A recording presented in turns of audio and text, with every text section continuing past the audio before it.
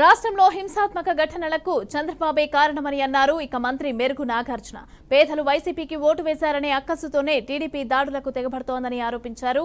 ఇక వైసీపీకి అండగా నిలిచిన ఎస్సీ అలాగే ఎస్టీ మైనార్టీలపైన దాడులకు చంద్రబాబు ఉసిగొల్పారని అన్నారు. పోలీసులు కూడా టీడీపీకి కొమ్ము కాశారని, వైసీపీ అధికారంలోకి రాగానే టీడీపీకి వంతపాడిన పోలీసు అధికారులపైన విచారణ జరిపిస్తామని అన్నారు. ప్రజలంతా గమనిస్తూనే ఉన్నారు. ఉదాహరణకి పల్నాడు జిల్లాలో కొణిజేల్లో కానీ బీసీ మహిళ ఓటేసిందని ఇంటి మీద దాడి చేసి అఘాయిత్యానికి పాల్గొన్నటువంటి పరిస్థితి. అట్లాగే మాచర్లలో బేడ బుడగ జంగాలు ఓటేశారని చెప్పి వారి మీద దాడి చేసిన పరిస్థితి. చిలకలూరుపేటలో అయితే ఎస్సీ అతను ఏజెంట్గా ఉన్నాడని ఇంటి మీద దాడి చేయించినటువంటి తీరు కానీ, అట్లాగే సత్తిపల్లి ముప్పాడలో దళితులు పేదవారి మీద దాడులు రాళ్ల దాడి చేయించిన తీరు. ఇది పెదకొరపాడైతే ఖమ్మంపాడులో ఎస్సీ ఎస్టీల ఇళ్ల మీద దాడులు. రాష్ట్ర వ్యాప్తంగా చంద్రబాబు ఒక ప్రత్యేకమైన కుట్రతో అతను ఆలోచన సరలే ఈ పేదవాళ్ళని బ్రతకనీయకూడదని.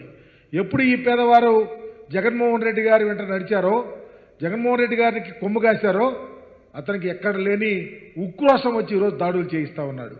అందుకనే ఈరోజు చూస్తూ ఉన్నాం.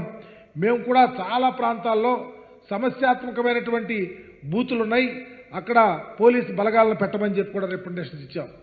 ఇస్తే ఎంత దారుణం అంటే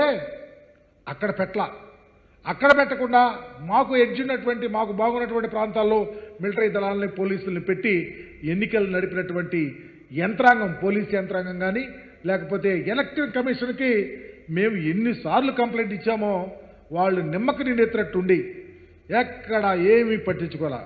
అంటే ఇది ఒక ప్లాన్ ప్రకారం కేంద్రంతో కుమ్మక్కై ఒక ప్లాన్ ప్రకారం ఈ రాష్ట్రంలో జగన్మోహన్ రెడ్డి గారిని అడ్డుకట్టవేయాలనే ఒక కుట్రతో తప్ప వేరే ఆలోచన లేదు.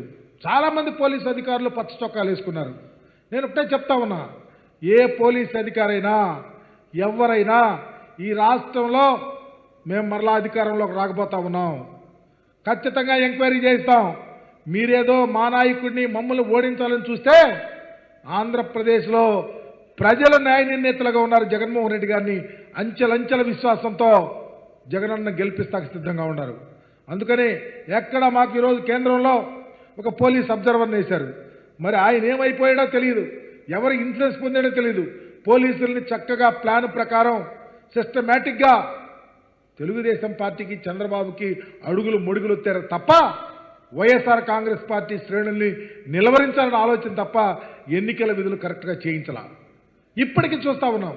ఈ రోజుకి దాడులు చేయిస్తూ ఉన్నారు, ఈ రోజుకి అఘాయిత్యాలు జరుగుతూ ఉన్నాయి. ఎందుకు కరెక్ట్గా రియాక్ట్ అవ్వలేకపోతా ఉన్నారో ప్రజలు కూడా గమనించాలి. ప్రజలు అర్థం చేసుకుంటున్నారు, చంద్రబాబు ఓడిపోతున్నాడు.